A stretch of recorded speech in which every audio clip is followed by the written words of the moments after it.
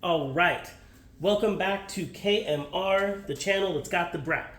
So I figured we'd do a disassembly video. I'm always taking apart motors.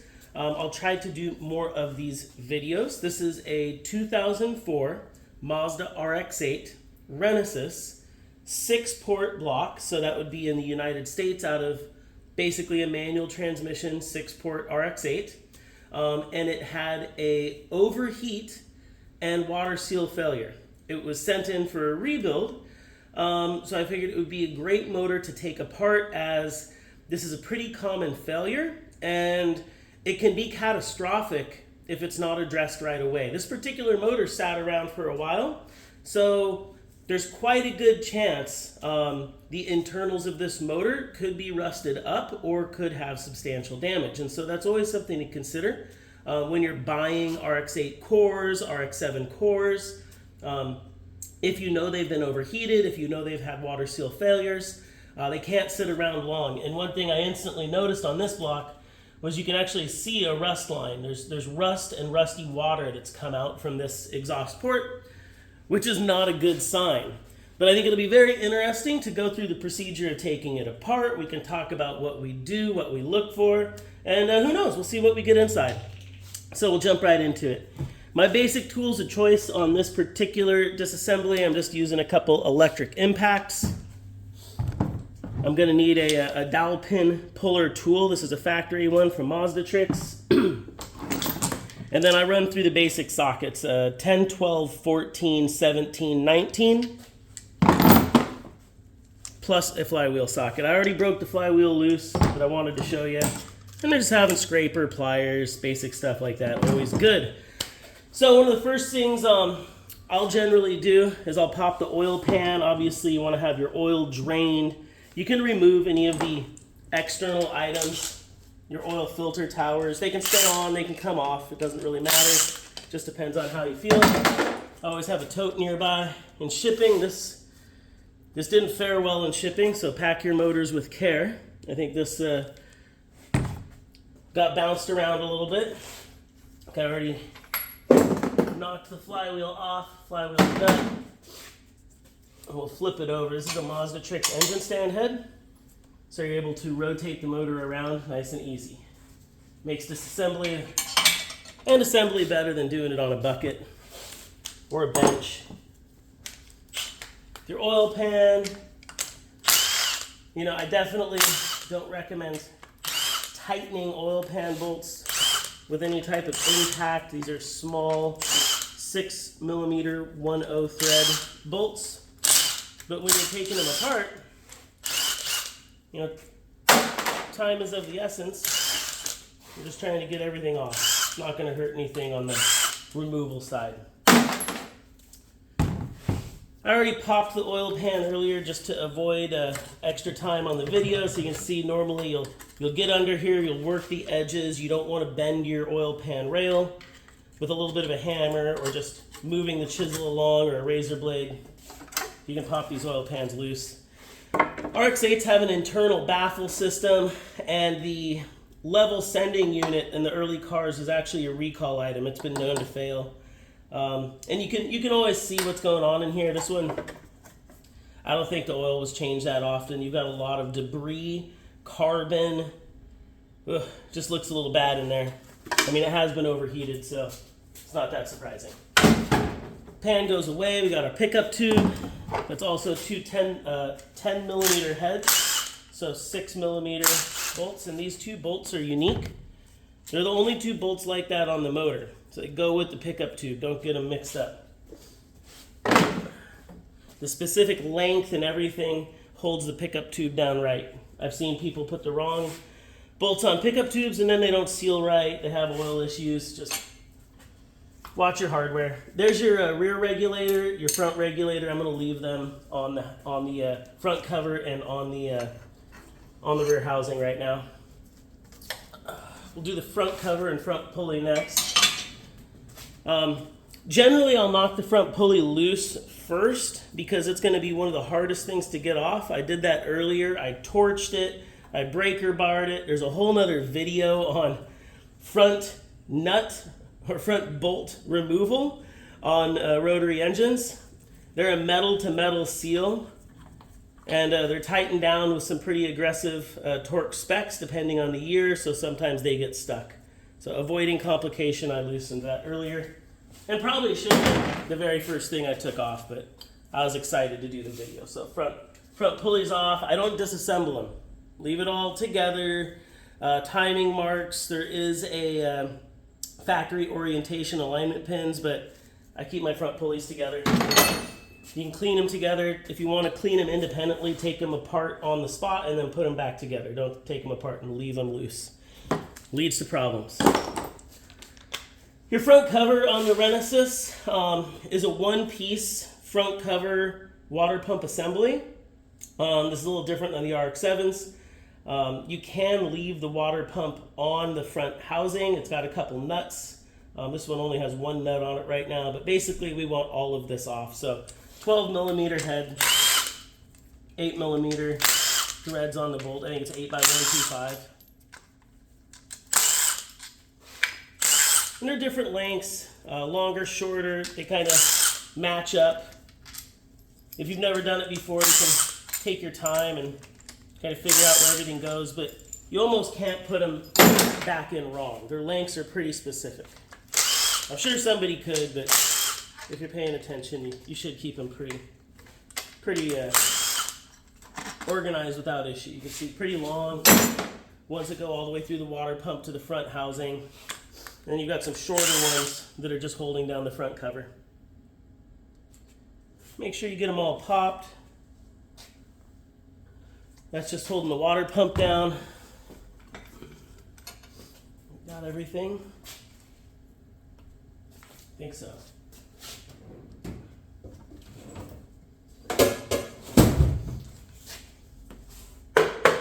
Yep. Brass hammer. Not a steel hammer. Use a rubber, use a brass, use a plastic. Front cover's off. There you go. One piece. Left the crank angle, the pickup sensor, water pump still on it, thermostat still on it. I'll clean this whole setup up as a separate package.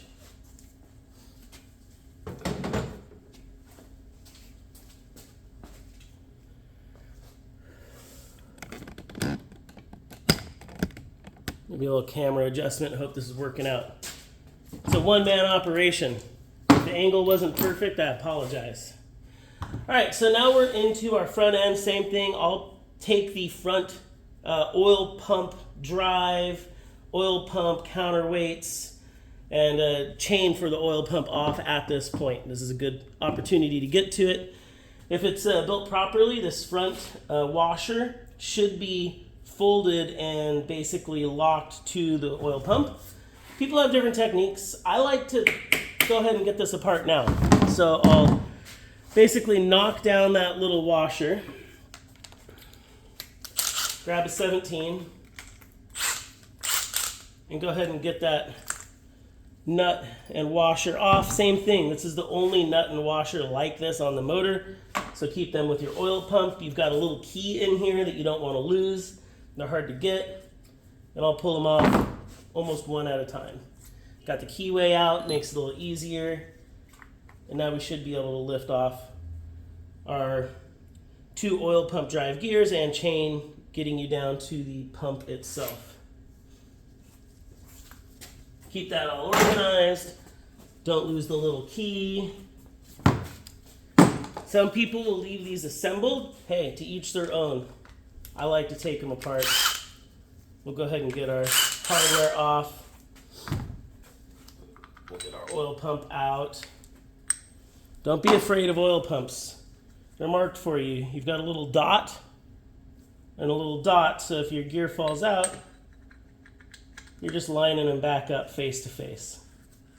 You don't really need to take these apart all the way. I don't recommend it as a normal home thing, but definitely clean them out thoroughly, inspect them. If they're all scratched up or burned, get a new one. Counterweight. That matches your rotors. Rotors and counterweights are pairs. They stay together.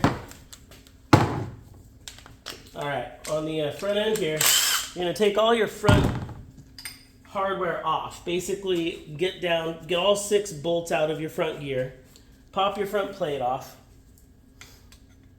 We're just going to give ourselves some relief here, loosening up the stack for the rest of the disassembly. Get your bearings, your end plate spacer, bottom thrust plate out if you can, although that one's a little difficult. It'll probably fall out when we turn it over.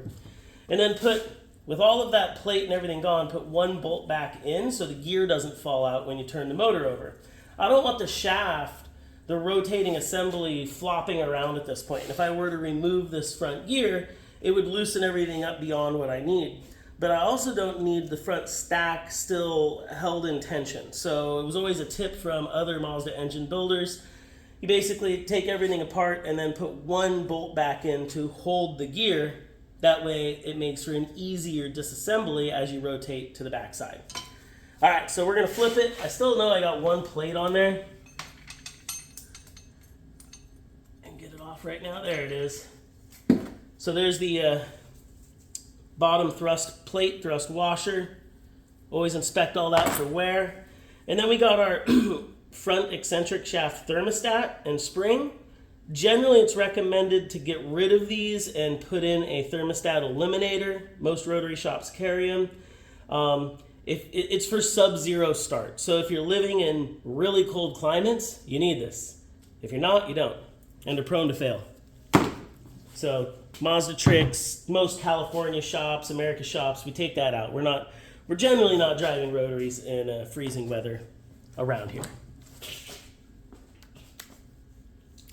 All right. I'm still just hoping that the video framing is good. We're gonna go ahead and pull out all of our tension bolts.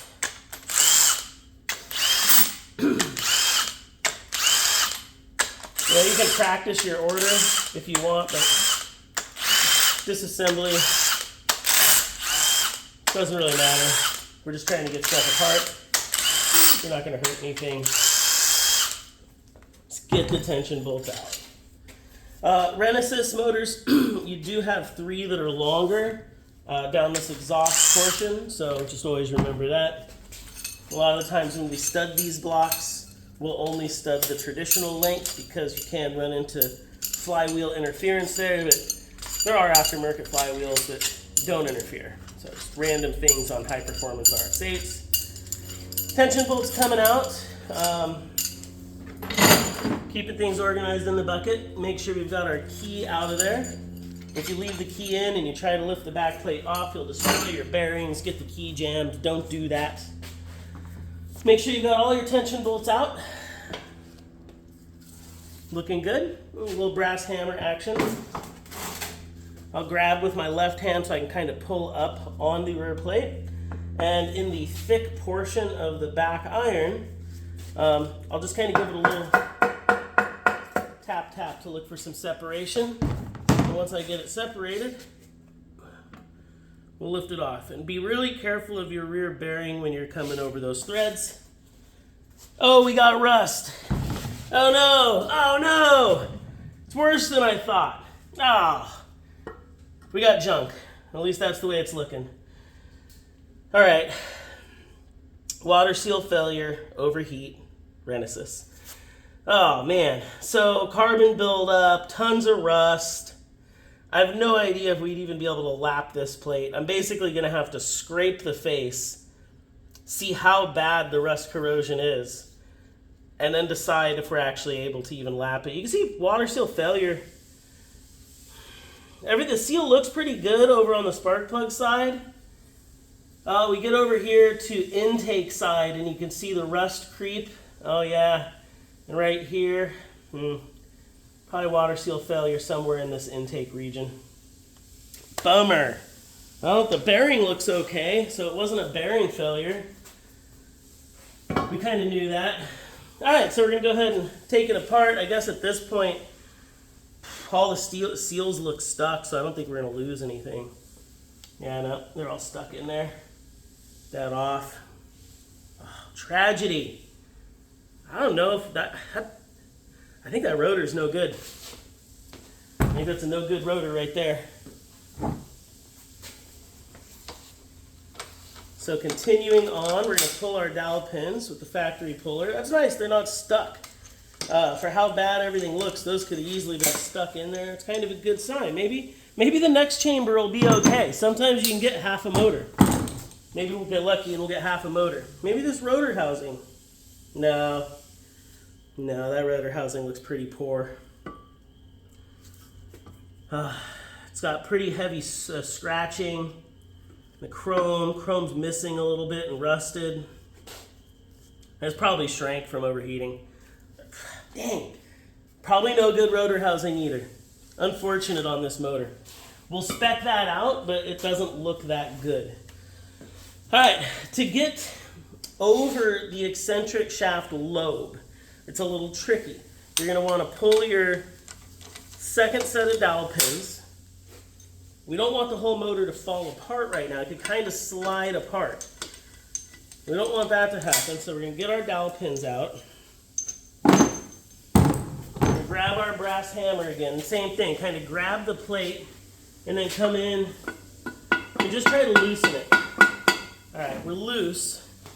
Basically, the upper plate's loose. This bottom section is still stuck together. Give my place an area to grab. And then we're going to lift, rotate towards the lobe so we can swing the housing up over without damaging anything. Kind of tricky like that. Hey, slightly better. Still water seal failure, probably trash. Dang, but slightly better. I mean, this one's probably junk from this side. And it's probably junk from that side, but we were closer to a usable part. Man, not much good in this motor. Grab our E-shaft, watch your bearings. I mean, the E-shaft might be usable. Eccentric shaft. And this rear, or this front rotor, is probably no good. Every seal is stuck. It's completely rusted. Oh, yeah, it's junk. It's absolutely junk. There you go. So this whole motor's junk. How do I bring this up close? You can see massive grooves. It looks like not only did this motor substantially overheat and lose a water seal, but it also had some type of internal seal failure. Yeah, it's missing an apex seal. Missing two apex seals.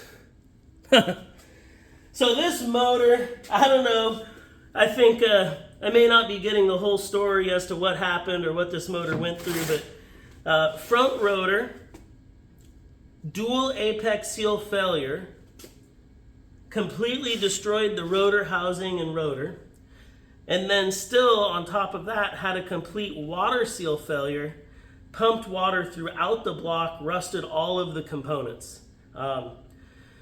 Unfortunately, with this particular Renesis motor, there's not a lot we can do with it. You know, your front and rear main bearings, your gears are potentially reusable, the eccentric shaft, and the front cover. For the rotors and the side plates, they're no good. Basically making this motor not usable as a core. We didn't get anything out of this. Unfortunately, this particular motor and this customer is probably going to have to look for a whole other core. It's not that cost effective usually to just search out single parts when you need this many components. It's usually a little more feasible just to get a new block and try again. So I think that's about a wrap. I hope everybody liked the disassembly video. We'll do more of these. I disassemble motors all the time, and I realized everybody's missing out on part of the fun. So I have no idea how the angle or the shot came out on this because it was above my head. So hopefully this works. I'm going to post it no matter what. You can see that whole front chamber destroyed. Rusted and blown up. And you've got both rotors here. I wouldn't even, the one that's just rusted, there's no point in soaking that or trying to fix it. There's going to be so much corrosion all around it that things like oil seals and side seals aren't going to have smooth running surfaces. Minimal amount of tools, minimal amount of time. Thank you so much for watching. That's a wrap. Leave some comments below. I've got another of these same motors that I think's in better condition, so let me know how I should adjust my filming technique, and I'll do my best, and we'll do another one of these motors really soon. Questions, comments, let me know. We've got Rotary consultation available. We've got the porting templates. We're doing engine builds, and we've got plenty of parts. If anybody needs parts, feel free to shoot me an email directly or, through the channel. That's a brap. We got brap to work on. I know I did this right in front of you. You got to see one of your brothers come apart. It's okay. Don't worry. Don't feel bad. We'll save what's good. I'm out.